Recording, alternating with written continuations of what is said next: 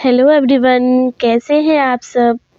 चलिए आज मैं आपको बताती हूँ bridal makeup step by step. शुरू करते हैं। सबसे पहले तो फेस को अच्छे से क्लीन कर लेंगे किसी भी क्लींजिंग मिल्क से, या फिर आप कोई भी वाइप्स लेकर फेस को अच्छे से क्लीन करेंगे। क्लीन करने के बाद फेस पे कोई भी आप टोनर लेके उस पर फेस पे स्प्रे कर दीजिए और थोड़ी देर उसको सूखने के लिए छोड़ दीजिए। अच्छे से पूरे फेस पे लगाने के बाद टोनर को थोड़ी देर के लिए हम छोड़ देंगे ताकि वो चेहरे पे अच्छे से सेट हो जाए। टोनर जो है ना, वो हमारी स्किन को अच्छे से हाइड्रेट करता है। फिर हम अपने अगले स्टेप पे आ जाते हैं, जो कि मैं कर रही हूँ। फेस पे अच्छे से मॉइस्चराइज़र लगाना। ये मेकअप का बेस होता है जिसको हमें बहुत ध्यान से करना होता है। इसके बिना मेकअप अच्छे से नहीं होता है। अगर आपका बेस अच्छे से बना है तो मेकअप भी अच्छे से होगा। इस बात का हमें बहुत अच्छे से ध्यान रखना है। जैसा कि अभी विंटर का सीज़न चल रहा है ना, तो विंटर में स्किन को बहुत ज़्यादा मॉइस्चराइज़र की ज़रूरत होती है। तो मॉइस्चराइज़र देख लीजिएगा ना कि बहुत अच्छे से ज़्यादा मात्रा में लगाइए, भर भर के लगाइए। मॉइस्चराइज़र बहुत ज़रूरी होता है। पूरे एरिया को हम कवर करेंगे मॉइस्चराइज़र से बहुत अच्छे से। और उसके बाद में जब स्किन अच्छे से मॉइस्चराइज़ हो जाएगी ना, फिर स्किन पे हम लगाएंगे प्राइमर। प्राइमर क्या होता है ना, जो भी हमारी स्किन का टेक्सचर होता है ना, उसको स्मूथ करके एक अच्छा सा बेस तैयार करती है। एक प्राइमर लगाने के बाद स्किन पे थोड़ी देर के लिए छोड़ देंगे ताकि स्किन अच्छे से सेट हो जाए। और उस पे जो भी हमारा प्रोडक्ट लगाएंगे हम, कंसीलर है, फाउंडेशन है ना, वो अच्छे से ब्लेंड हो जाए। इसलिए प्राइमर जो है वो बहुत अच्छे से पूरे फेस पे लगाना चाहिए। जब प्राइमर हमारा सेट हो जाएगा, उसके बाद ही हम लिक्विड हाइलाइटर लगाएंगे। देखिए, एक चीज़ का हमें हमेशा ध्यान रखना है कि जब भी हम कोई भी लिक्विड हाइलाइटर लगाते हैं तो उसको हम हमेशा प्राइमर के बाद में ही लगाते हैं। प्राइमर से पहले उसको नहीं लगाते हैं, वरना जो आपका बेस है ना, वो अच्छे से सेट नहीं होगा। हमेशा याद रखिएगा। तो लिक्विड हाइलाइटर को हम हमेशा प्राइमर के बाद लगाएंगे और इसको पूरे फेस पे अच्छे से सेट कर देंगे। हाइलाइटर लगाना इसलिए ज़रूरी होता है कि विंटर में एकदम ग्लास फिनिश आपकी ग्लोई स्किन रेडी होती है आफ्टर मेकअप, अगर आपने लिक्विड हाइलाइटर अच्छे से पूरे फेस पे लगाया है।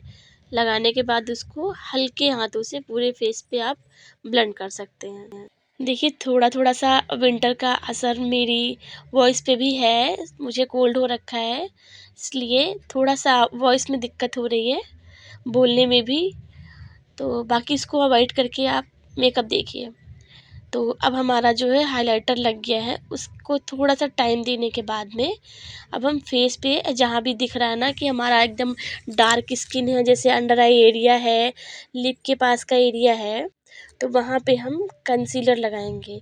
इनकी स्किन पे इतना कोई ऐसा करेक्शन की ज़रूरत नहीं थी, तो विदाउट करेक्शन मैंने कंसीलर लगाया हुआ है फेस पे।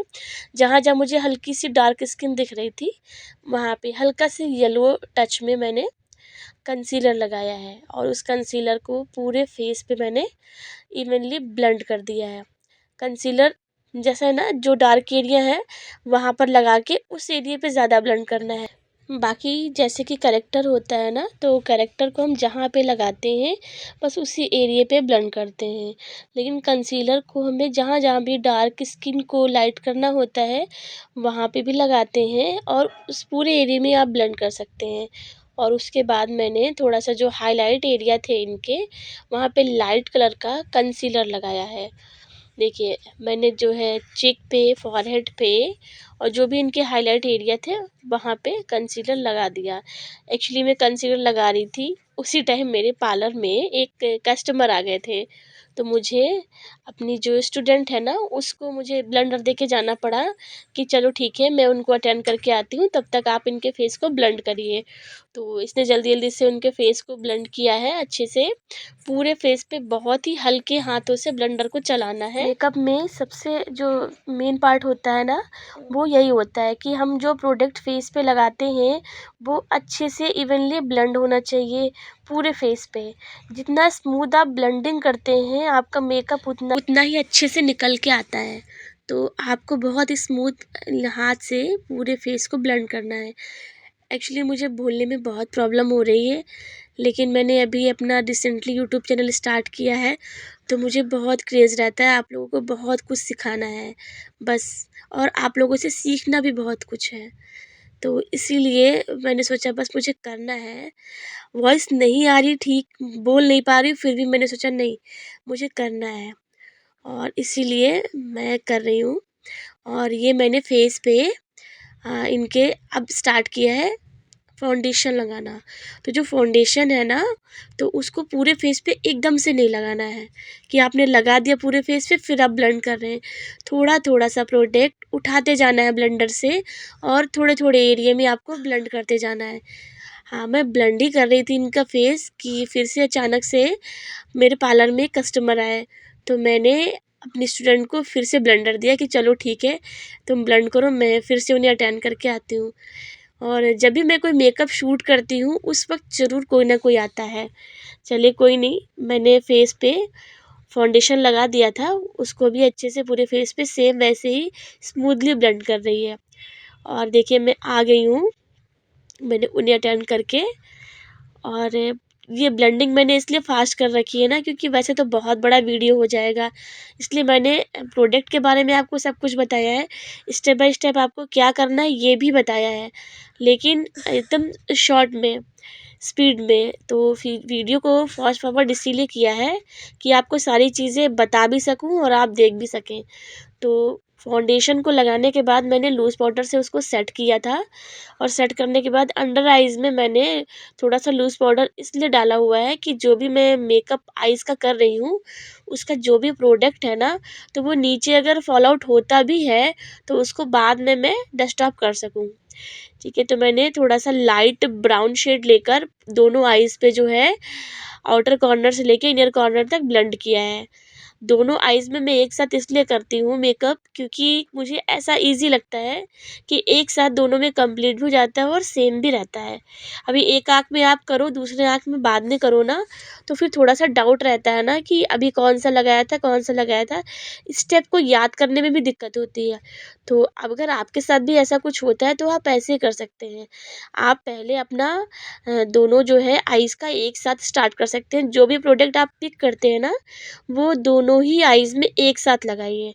तो मैंने थोड़ा-सा जो है लाइट पिंक शेड लिया है, अब इसके बाद ब्राउन के बाद, और उसको ब्लेंड कर दिया है। फिर मुझे अचानक से याद आया कि अरे मैंने लैशेज़ आँख में लेंस नहीं डाली है, सॉरी लेंस नहीं डाली है। तो फिर मैंने बीच में आई मेकअप को रोक कर लेंस डाली। क्योंकि होता है ना, कभी-कभी ऐसा होता है कि किसी-किसी को आँखों में थोड़ा-सा प्रॉब्लम होती है, तो बाद में उन्हें आँखों में लेंसेज़ डलवाने में दिक्कत होती है। तो इसलिए मैंने आइज़ मेकअप को रोक के लेंसेज़ डाल दिए आँखों में। फिर लेंस डालने के बाद जो मैंने आइज़ का बेस तैयार किया था, उस पर मैंने थोड़ा-सा जो है वो लगा दिया shimmer shade, golden shimmer shade लगाया है। और इसके बाद मैं फेस पे जो है ब्लश लगा रही हूँ। आप देख पा रहे होंगे मैंने ब्लश पहले अपने हाथ पे ले रखा था, हाथ पे डस्ट ऑफ किया है, उसके बाद फिर मैंने गालों पे लगाया। तो डायरेक्ट आपको चीक एरिया पे ब्लश नहीं लगाना है, पहले आपको अपने हाथ पे लेना है, हाथ पे लेके ब्लेंड करके फिर आपको लगाना है। क्योंकि ऐसा करने से ये होता है ना कि जो भी आप ब्लशर लगाते हैं वो एकदम नेचुरल लगता है, एकदम फेक नहीं लगता, एकदम रेड रेड सा, कहीं पे कम कहीं से ज़्यादा नहीं लगता है। और जो भी ब्लश होता है ना, तो वो आपको फेस के अकॉर्डिंग ही लेना है। जैसे इनका स्किन टोन थोड़ा-सा फेयर था और मैंने फेयर मेकअप भी किया है, तो मैंने इनका लाइट पिंक शेड लिया है। ब्लशर लेने के बाद मैंने थोड़ा-सा जो है इनके फेस को कट किया था, ब्राउन्स किया था, उसके बाद मैं अभी हाइलाइट कर रही हूँ। हाइलाइटर हम स्किन अपने फेस के उस एरिया पे लगाते हैं जो भी हमें अपने फेस के फीचर को हाईलाइट करके दिखाना होता है। जैसे कि इनका देख रहे हैं आप, माथा बहुत छोटा-सा, हेड इनका बहुत छोटा-सा है ना, तो पूरे हेड पे मैंने इनके फ्रंट में हाइलाइटर लगाया है, बाकी चीक एरिया पे लगाया है, चिन एरिया पे लगाया है। जो भी आपके हाइलाइट पॉइंट्स होते हैं ना, आपको वहाँ पर हाइलाइटर लगाना होता है। उसके बाद इनकी नोज़ इनकी ऑलरेडी शार्प थी, तो उसको ज़्यादा शार्प करने की ज़रूरत नहीं थी। हल्का सा साइड में जो है ब्राउन जो है कंसीलर लगाकर फिर इनके फ्रंट में नोज़ एरिया पे जो है मैंने हाइलाइटर लगा दिया है। ज़्यादा इनके नोज़ पे काम करने की ज़रूरत नहीं थी। नोज़ का एरिया कंप्लीट हो गया। उसके बाद फिर मैंने इनके आईज़ पे आईलैशेस सेट करी। आईलैशेस लगाने के बाद थोड़ा सा उनको छोड़िए ज़रूर, और जो भी आपके क्लाइंट हो, ब्राइड हो, उनको आप मना कर दीजिए कि आईज़ को ना चलाएं। अक्सर मैंने देखा यही होता है ना कि जो ब्राइड होती है ना वो बार बार आंखों को खोलती है, बंद करती है, तो जो लैसेस है ना वो साइड से निकल जाती हैं। तो इसके लिए आप मना कर दीजिए, थोड़ी देर उनको आंखें बंद करके छोड़ दीजिए कि बैठे रहिए भाई, आपको आंखें नहीं चलानी है, वरना आपकी लैसेस निकल जाएंगी। फिर उसके बाद लिप को फिल करने के बाद मैंने इनके आईज़ के नीचे जो आईज़ का एरिया होता है ना उसके नीचे थोड़ा सा आई शेडो लगा के, सेम जो मैंने पिंक कलर का ऊपर लगाया था आई शेडो, तो वही मैंने आई शेडो इनके आईज़ के नीचे लगाया, जिससे थोड़ा सा आईज़ है ना वो इनहेंस होके आती है। और जो आईज़ का मेकअप आप करते हैं ना वो विदाउट, जब तक आप आंखों के नीचे का मेकअप नहीं करते हैं वो आपका सेटल नहीं लगता है, अच्छा सा निकल के नहीं आता। अब देखिए मैंने आईज़ के नीचे भी इनके कर दिया है ना, कितना अच्छा लुक आया था। और इसके बाद में जैसे आप मेकअप करते हैं जिस तरीके का, उस तरीके से आपको काजल भी लगाना होता है। आजकल क्या है ना, ज़्यादा ट्रेंड चल रहा है वाइट काजल का, मोस्टली सब लोग ज़्यादा पसंद करते हैं। और मुझे इनका एक सॉफ्ट, मुझे मेरी मॉडल का ना एक सॉफ्ट सा लुक देना था, नेचुरल सा, बहुत ही ग्लास फिनिश पे, तो मैंने इनकी आईज़ पे वाइट काजल लगाया हुआ है जैसा कि आप देख रहे हैं। तो इससे क्या रहता है, थोड़ा सा आँख जो है वो बड़ी होकर दिखती है। और ये मेरा पूरा मेकअप कंप्लीट हो गया है। अब लास्ट में मैं इनकी आईब्रोज फिल कर रही हूँ। आप आईब्रोज पहले भी फिल कर सकते हैं, बाद में भी फिल कर सकते हैं, वो आप पे डिपेंड करता है कि आप किस तरीके से मेकअप करने में कंफर्टेबल रहते हैं। कभी कभी क्या होता है ना कि मैं आईज़ का मेकअप पहले कर देती हूँ, बाद में फेस का मेकअप करती हूँ। हाँ, ये तब होता है ना जब आपको आईज़ में ज़्यादा क्रिएटिविटी करनी हो। मुझे इनकी आईज़ को भी बहुत ही सिंपल सेटल रखना था एकदम, तो इसलिए मैंने इनका मेकअप जो है ये देखिए कंप्लीट कर दिया है। कैसा लगा आप लोगों को कमेंट करके ज़रूर बताइएगा, लाइक करें, शेयर करें। Thank you.